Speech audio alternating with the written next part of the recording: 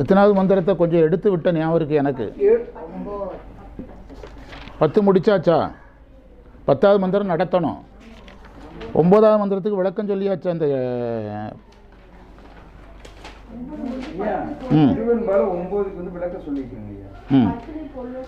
10க்கு முழுசா 9க்கு முழுசா சொல்லியாச்சா? அது ஒன்று தான் என்னுடைய கேள்வி. எல்லாரும் சொல்லுங்கள். நீங்கள் எப்படி சொல்கிறீங்க? ஆரம்பித்த பிறகு இல்லைங்கிறாங்க. அப்படி தான் நடந்துகிட்டு இருக்கு. ஓகே தானா? எல்லாம் போது வரைக்கும் அமைதியாக இருப்பார் செல்வராஜ். ஆரம்பித்து 10 நிமிஷம் கழித்து இது யாருக்குன்னு நடத்தியாச்சும்பார்.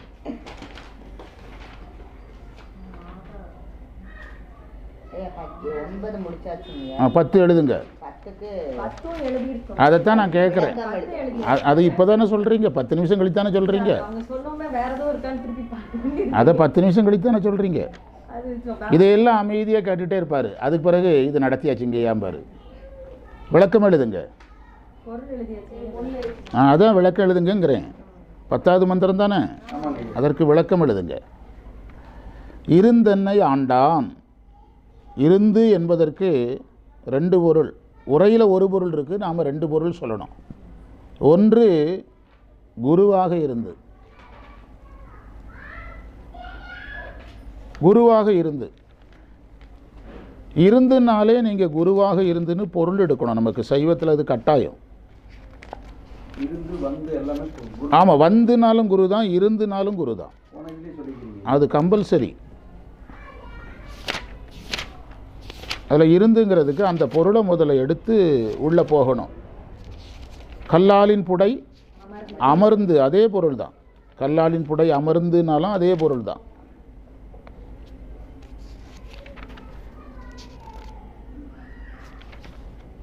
அதே மாதிரி இருந்துங்கிறதுக்கு அதில் வந்தது இருந்து என்னை, அதுக்கு பிறகு குருவாக வந்து என் உள்ளத்தில் எழுந்தருளின்னு அர்த்தம்.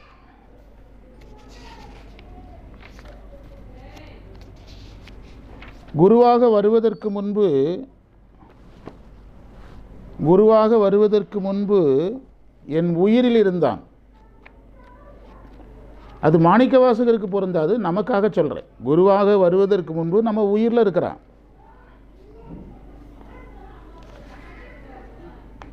குருவாக வந்த பிறகு உள்ளத்தில் விளங்குகிறான். அதுதான் உள்ளத்தில் இருந்துன்னு அர்த்தம். உள்ளத்தில் விளங்குகிறான். திருவாசகம் திருச்சாளல் 16வது மந்திரம். நன்றாக நால்வர்க்கு நான்மறையின் உட்பொருளை அன்றாலின் கீழ் இருந்து. அன்றாலின் கீழ் இருந்து ஒரு இருந்து வந்திருக்கு பார்த்தீங்களா? திருவாசகம் திருச்சாளல் 20வது பாட்டு.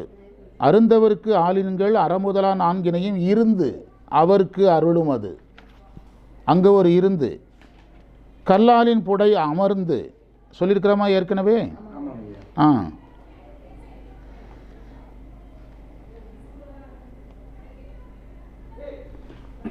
திருவாசகம் திருப்பூவல்லி 13வது மந்திரம். அன்றால நீழற்கள் அருமறைக்கீழ் தானருளி. அந்த நீழற்கீழ்னாலே அதை நம்ம எதாவது எடுத்துக்கணும். கல்லாலின் புடை அமர்ந்து. கல்லால் நிழல்மலை வில்லார் அருளிய தட்சிணாமூர்த்தியை எடுத்தாலே உட்கார்ந்ததாக தான் அர்த்தம், நின்றுட்டு இருக்க மாட்டார். அந்த பேசிக்கில் தான் இருந்தென்னை ஆண்டான்.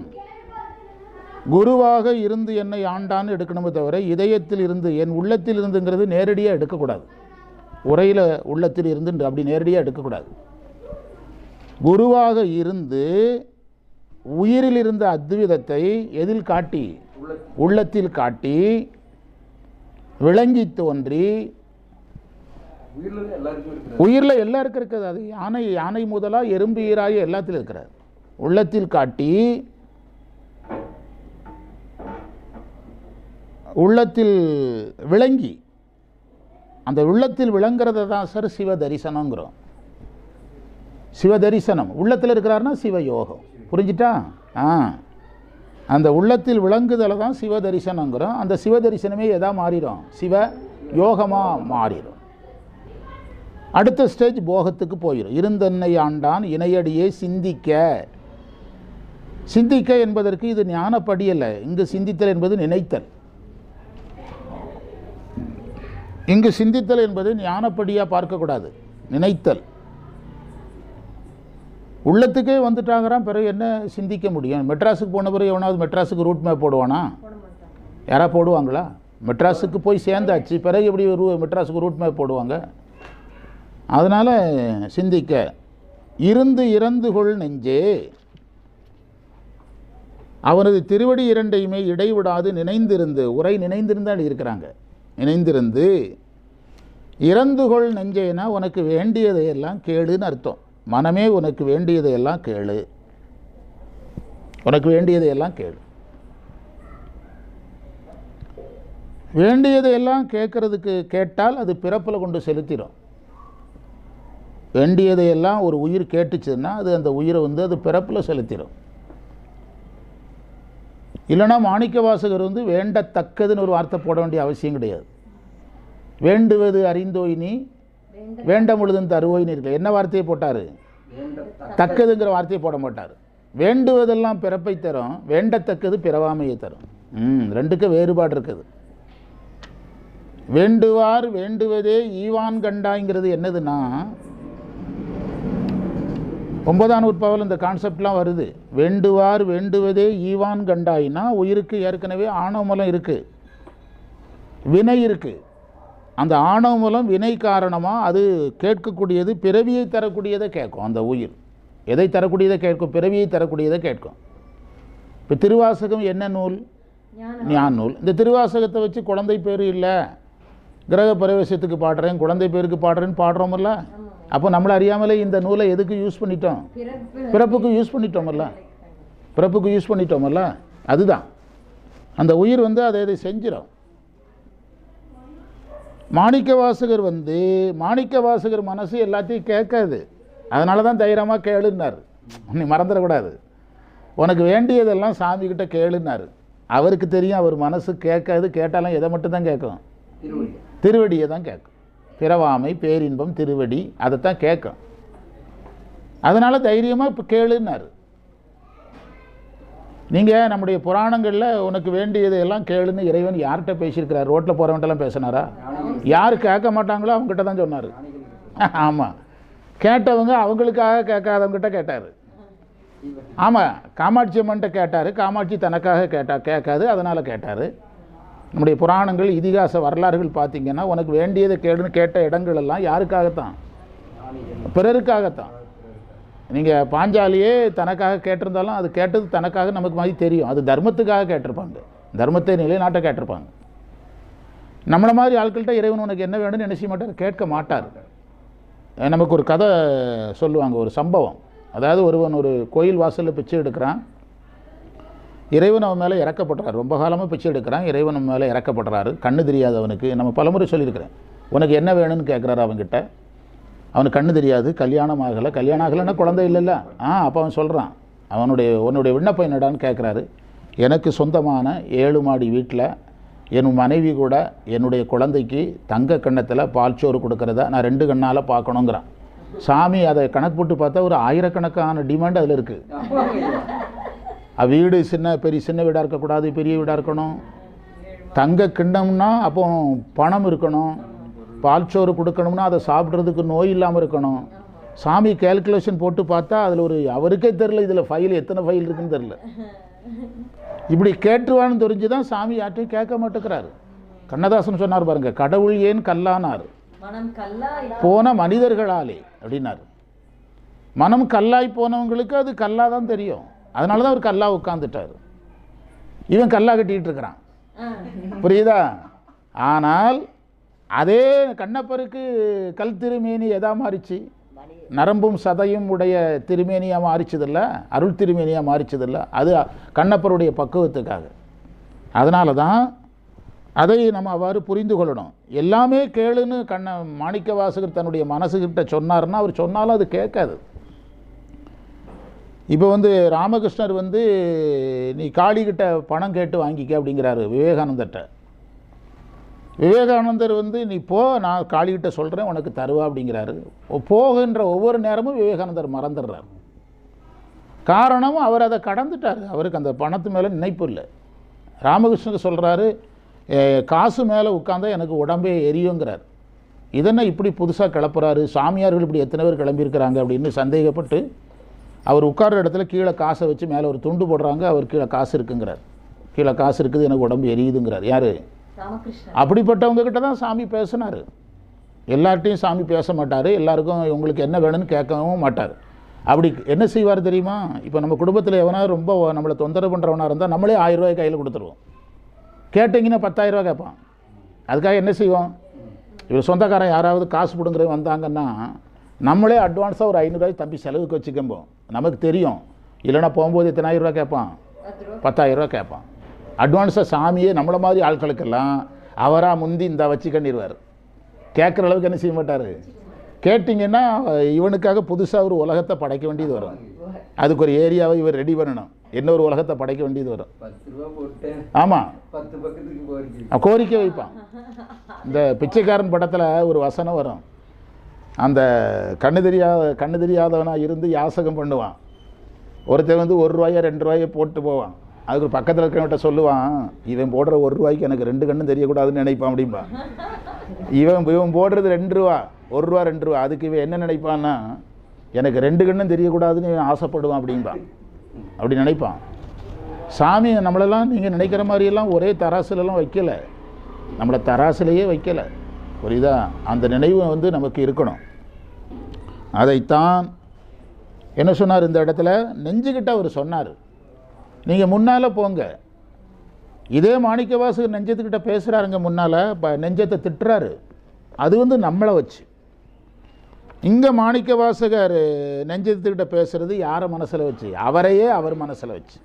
புரியுதா? வீழ்கின்றாய் வாழ்கின்றாய் வாழாத நெஞ்சமே. யார்கிட்ட பேசுகிறாரு? அங்கே அவர் யாரை மனசில் வச்சு பேசுகிறாரு? நம்மளை மனசில் வச்சு பேசுகிறார். வாழ்கின்றாய் வாழாத நெஞ்சமே வல்வினைப்பட்டு ஆள்கின்றாய் ஆளாமல் காப்பானை ஏத்தாதே. நான் அதை எடுக்கிறதுக்குள்ளே பாதி மந்திரம் சொல்லி முடிச்சுட்டேன். நீ அவல கடலாய வெள்ளத்தேன்னு அந்த பதிகத்தை முடிப்பார். அந்த பாடலை நீங்கள் இதில் பொருத்தினீங்கன்னா தான் திருச்சதகம் இங்கே என்ன சொல்கிறாருங்கிறது உங்களுக்கு புரியும். சும்மா பாடி பாடிலாம் ஒன்றும் புரியாது. ஆமாம், திருச்சதகத்தில் இருக்குது. மந்திர நம்பரை சொல்கிறான். அப்படி சொல்லு. மந்திர நம்பர் 20. வாழ்கின்றாய் வாழாத நெஞ்சமே. இங்கே அவர் பேசியிருக்கிற நெஞ்சம் வேறங்க. இங்கே பேசுகிறது அவரை மையமிட்டு, இங்கே பேசுகிறது நம்மளை மையமிட்டு. புரியுதா? அறிவு. அதனால தான் அதுக்கு தலைப்பே என்ன வச்சார்? அட்வைஸ் பண்ணுறது. இங்கே வந்து அவர் அட்வைஸ் பண்ணலை. அது எந்த ஸ்டேஜுக்கு போய் அங்கே தலைப்பே என்னது? என்ன நிலை? அணைந்தோர் தன்மை. திருவெண்பாய் எதுலங்க இருக்குது? அணைந்தோர் தன்மை. அங்கே அட்வைஸ் எப்படி பண்ண முடியும்? அதுதான் சிவமாம் தன்மையில் இருக்குது. வாழ்கின்றாய் வாழாத நெஞ்சமே வல்வினைப்பட்டு ஆள்கின்றாய் ஆளாமல் காப்பானை ஏத்தாதே சூழ்கின்றாய் கேடு உனக்கு சொல்லுகின்றேன் பல்காலம் வீழ்கின்றாய் நீ அவல கடலாய வெள்ளத்தே அப்படிங்கிறாரு. அதுக்கு பிறகு நிறைய இடங்களில் மாணிக்கவாசகர் எதற்கு அறிவுறுத்துகிறார்? நெஞ்சத்துக்கு. அந்த அதையும் இதையும் ஒன்றா வச்சு பார்த்துடக்கூடாது. இந்த செய்தி உங்களுக்கு புரியுதான்னு மட்டும் பார்த்துக்கிடுங்க. மனசே உனக்கு வேண்டியதை கேட்டு வாங்கிக்கன்னு சொல்கிறாருன்னா அவர் மனசு கண்டதையெல்லாம் என்ன செய்யாது? கேட்காது. நீங்கள் வந்து உண்மையான அன்பு இருந்தால் நம்ம எதையுமே கேட்க மாட்டோம். எங்கள் பையன் வெளிநாட்டிலேருந்து வரும்போது அவங்ககிட்ட எந்த டிமாண்டுமே வைக்காது. நானும் லட்சுமியும் தான் எதுவுமே வைக்க மாட்டோம். என்ன வேணும் உங்களுக்கு அப்படிம்பா? ஒன்றுமே வேணாம், பத்திரமா வந்து சேரு, புறப்படும்போது சாமியை நினச்சிக்கிட்டே வா, அவ்வளோதான் சொல்லுவோம். இப்போ வரைக்கும் நாங்கள் சொன்னதே கிடையாது. ஆனால் எங்கள் சொந்தக்காரங்க எல்லாம் இவனை சொன்னதுக்காக இன்னும் புதுசாக தான் டைட்டான்காரன் தயாரிக்கணும். வித்தியாசமான வாட்சி சொல்லுவானுங்க. எல்லாம் வாங்கிட்டு காசு தருவேன்பாங்க. இவன் வந்து வாங்கிட்டு வருவான், அது காசு தருவேன்னு சொல்லி தான் வாங்குவானுங்க. ஆனால் என்ன தரமாட்டானுங்க? காசு தரமாட்டானுங்க. அதனால தான் மெயினாக நீங்கள் வெளிநாட்டுக்காரன் ஏன் அடிக்கடி வர்றது இல்லைங்கிறீங்க. இப்போ நீங்கள் கோயம்புத்தூர்லேருந்து நீங்கள் திருப்பூருக்கு சொந்தக்காரன் வீட்டுக்கு போகணுன்னா 1 கிலோ மிச்சர் போதும். ஆனால் அங்கேருந்து நீங்கள் கிளம்புறதா இருந்தால் கிஃப்ட் மட்டுமே லட்சக்கணக்கில் வாங்கணும். வாங்கினா தான் வெளியே வர முடியும். எல்லாருக்கும் வாங்கணும். அது எல்லாருக்கிட்டையும் எல்லோரும் கேட்க மாட்டாங்கங்கிறது புரிஞ்சுட்டா மாணிக்கவாசகர் தைரியமாக அது மனசுக்கிட்ட சொன்னார். நம்ம மனசை இப்படி அட்வைஸ் பண்ணிவிட்டோம், அது எனக்கு பிறவி, எனக்கு வந்து அது வேணும் இது வேணும்னு கேட்டுருமோங்கிற அச்சம் அவருக்கு கிடையாது. ஒரு மனசை அந்த அளவுக்கு தயார் பண்ணி வச்சுருந்தார். கேட்டு வாங்கிக்க. ஆமாம், அவன் எல்லாம் தருவான்னாரு, தெரிஞ்சிடும். அவன் எல்லாம் தருவான்னாரு. எல்லாங்கிறது உலகத்தில் ஒன்று தான், சிவபெருமான் ஒருத்தர் தான் எல்லாம்.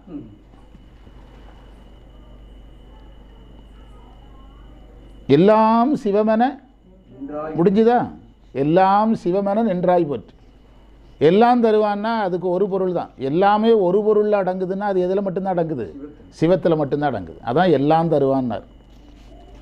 நீங்கள் வேறு எதை கேட்டாலும் எனக்கு 1 ஏக்கர் நிலம் வரும்னா அது சிவத்தில் அடங்காது. சிவத்தை கேட்டிங்கன்னா நிலம் எதுக்குள்ளே அடங்கிடும்? சிவத்துக்குள்ளே அடங்கிடும். நாங்கள் பகவத்கீதை படிக்கும்போது அந்த குரு சொல்லுவாங்க, ஒரு ஒரு வளாகத்தில் கட்டுக்கட்டாக மலை மலையாக பணத்தை குவிச்சு போட்டிருக்குது. நாம் போய் யார்ட்டே இதில் ஒரு 10 ரூபா எடுத்துக்கிட்டேன்னு சொல்லுவோமா? நம்ம என்ன செய்வோம்? அந்த பணத்தையே எல்லாத்தையும் எடுக்கட ஆசைப்படுவோம். அதானே நியாயமான உண்மையான ஒரு சராசரி மனிதன் இயல்பு அது தானே. யாராவது போய் சார் அதில் ஒரு 10 ரூபா உருவிட்டுங்களா அப்படின்னு கேட்க மாட்டான். அது அவங்க என்ன சொல்லுவாங்கன்னா, நீங்கள் சாமிகிட்ட விண்ணப்பம் வைக்கிறது அப்படி தான் இருக்குது அப்படிம்பாங்க.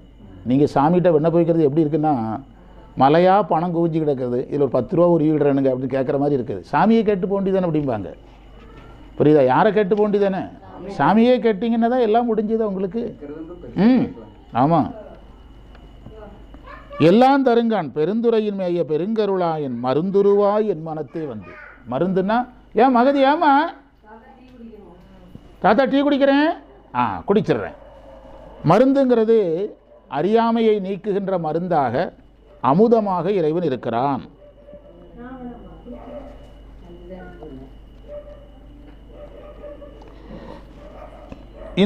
இந்த திருப்பாட்டில் ஒரு நம்ம பேசுனது ஒரு அவரே மாணிக்க வாசகரே அந்த உரையை எழுதுகிறார் பாருங்க. இருந்துங்கிறது குருவாக இருந்து, கடைசியில் பாருங்க மருந்துருவா என் மனத்தை வந்துங்கிறார்ல, அதுதான் வெளிப்படுதல். நம்ம பேசுனது அதில் வந்திருக்குது. இருந்து என்பது குருவாக இருத்தல், வந்து என்பது உள்ளத்தில் விளங்கி தோன்றி.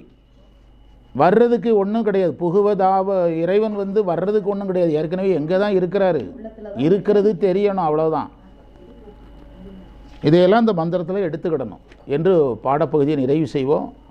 பிழைத்தவை பொறுக்க எல்லாம் பெரியவர் கடமை போற்றி இன்று நமக்கு கிடைத்த அனைத்து சிறப்புகளையும் நம் குருநாதர் சம்பந்த சரணாலயடிகள் திருவடிகளில் எண்ணமலர்களாக சமர்ப்பித்து எதியமை பணிகொடும் ஆனது கேட்போம் எம்பெருமான் பள்ளி எழுந்தருளாய் என்று நாளை பணி நோக்கி செல்வோம். சிவாய நம சிவாய.